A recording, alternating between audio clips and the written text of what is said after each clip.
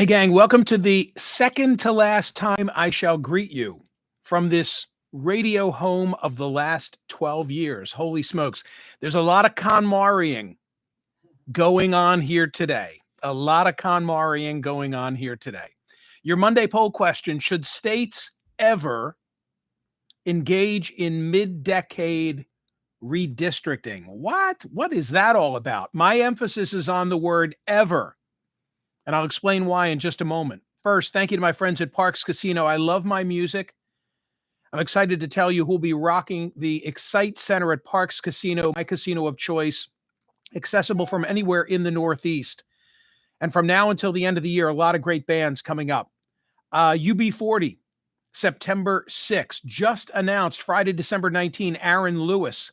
The Australian Pink Floyd show, 50th anniversary of Wish You Were Here. That's in September on the 20th. The Revivalists, roots rock with a modern twist. The tour is called All in the Family, 10 Years of Men Amongst Mountains. Classic rockers, Kansas in October. The Psychedelic Furs and Gary Newman are coming in October. Everclear in October. Sparkle and Fade, 30th anniversary tour. Almost Queen, a tribute to Queen on October the 25th. Bill Murray and his Blood Brothers for one night only. Saturday, November 15th. Tickets for everything at Parks, PARXcasino.com. You got to be 21. Gambling problem, call 1-800-GAMBLER. We had some really staggering results over the weekend with the daily poll question. Let me begin with yesterday. I was thrilled with this. 32,931 cast ballots on whether the U.S. Postal Service should be privatized. 81.27% said no, it should not. 18.73% said that it should. Why was I asking? I mean, it's sort of a perennial question that comes up. I was asking because Saturday was the 250th anniversary of the Post Service. It's really amazing when you stop and think about it. And I know the price escalates, but the idea that you can just go and drop something in a mailbox in your neighborhood or leave it in your own mailbox, with the flag up, and that it'll be delivered anywhere USA or anywhere on the planet. It's amazing. But with regard to the Postal Service, to be delivered anywhere in the US is stunning. And I think they get a bad rap. I spent some time studying the postal numbers, the delivery numbers, in the context of the 2024 election, when there was concern as to whether they'd be able to deliver sample ballots. Do you remember that whole issue? A lot of secretaries of state had said that they were worried that the Postal Service couldn't get it done. The Postal Service got it done, and of course, there was nothing written about it. It's like worry, worry, worry, worry. Election goes seamlessly, and nobody says anything. Well, I'm saying something. Nicely done, Post Office. The Saturday poll question had just a tick under 60,000 votes. 59,948. Like we couldn't get the last 52. Why did Deputy Attorney General Todd Blanche meet with Ghislaine Maxwell? 53.68%, a majority. You had four choices. A majority said to see what she knows about Donald Trump. Big gap, a gap, pardon me. And then you get to create a distraction and then discuss clemency or pardon, and then consider further charges against others. That came in at just 5%. That was the stated purpose of the trip. And on Friday, we had 33,394 votes cast. Should the United States, like France, recognize Palestine as a state? Listen to this. 74.34% said yes. Yes, they should. Now, let me circle back to today's poll question at Smerconish.com. The redistricting question, because this is a subject that matters greatly to me. A big part of our conversation about the need for mingling, and we've had some good mingling stories in the newsletter in the last couple of days. Mingling, shorthand, my way of expressing the idea that we need to reconnect with our neighbors. But one of the factors is the self-sorting. We talk about gerrymandering and legislative districts. And then I always give a hat tip to David Wasserman from the Cook Political Report, who will be on today's radio program, because it's David who really made me aware of the depth of the self-sorting that is taking place in the country. And when I make the mingle presentation, I deliver the mingle presentation with a a shout out to him as I describe his Cracker Barrel versus Whole Foods model. Although I think he's updating it now to Lululemon versus Tractor Supply.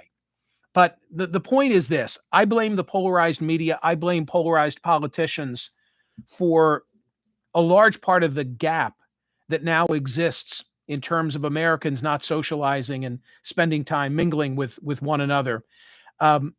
There are other factors. The other factors include a lack of campaign finance reform, closed primaries. You know that I'm involved in this litigation to try and open Pennsylvania's primary system.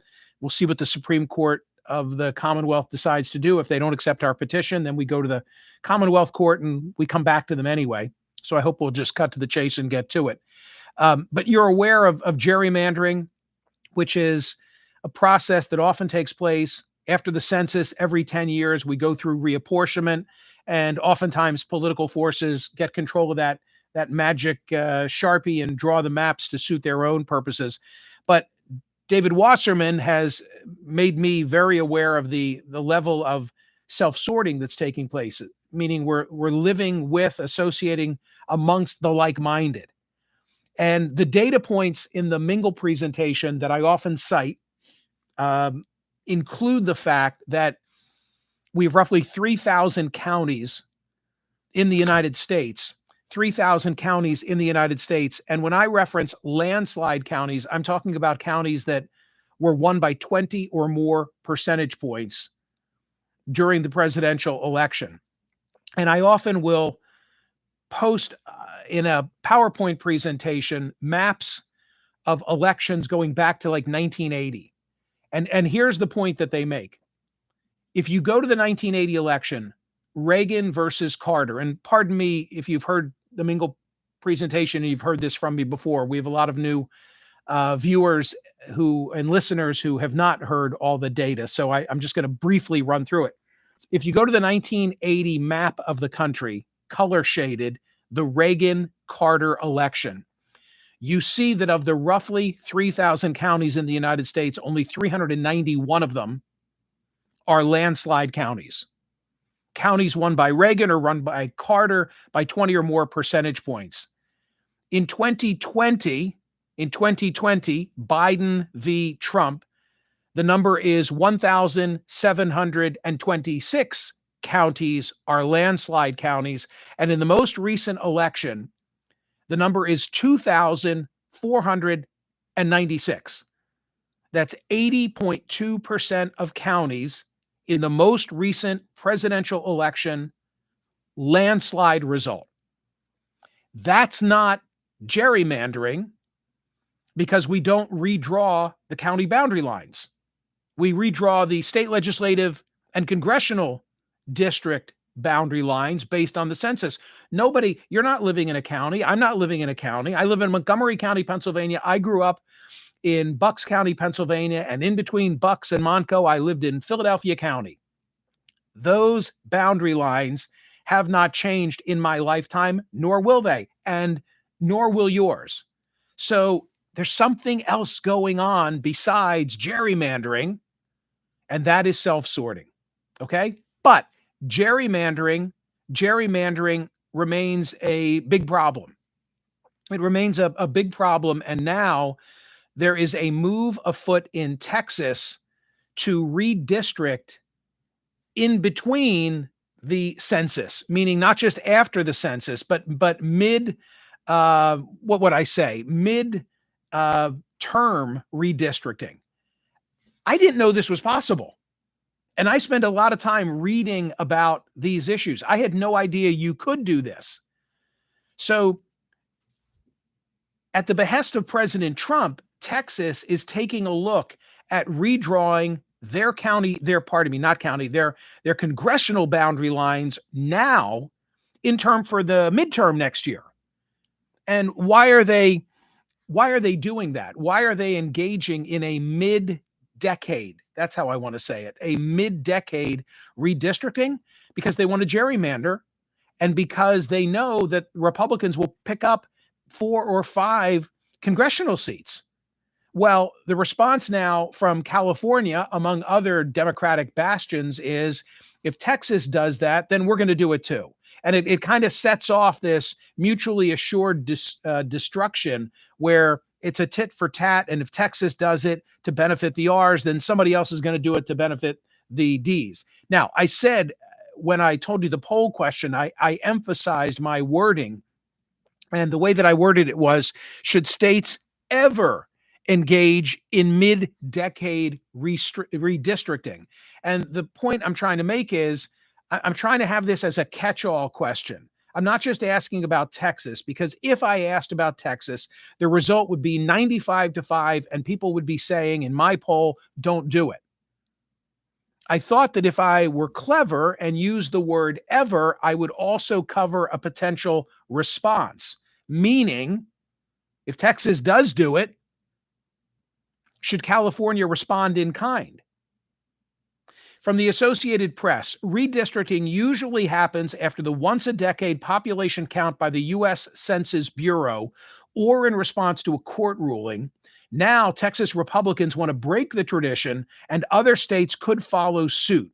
President Trump has asked the Texas legislature to create districts in time for next year's midterm elections that will send 5 or more Republicans to Washington and make it harder for Democrats to regain the majority and blunt his agenda. The state has 38 seats in the House. Republicans hold 25, Democrats 12, with 1 seat vacant after the death of a Democrat. Other states are waiting to see what Texas is going to do. The rules of redistricting can be vague and variable. Each state has its own set of rules and procedures. Politicians are gauging what voters will tolerate when it comes to politically motivated map making. The only reason that you would redraw the map now in time, mid-decade, is for political advantage. I don't like it because it sets a process up where we could be doing it every 2 years. Why would we wait 6 years after the last census? I'm trying to be fair, and I'm trying to say, is there a benign explanation to all of this?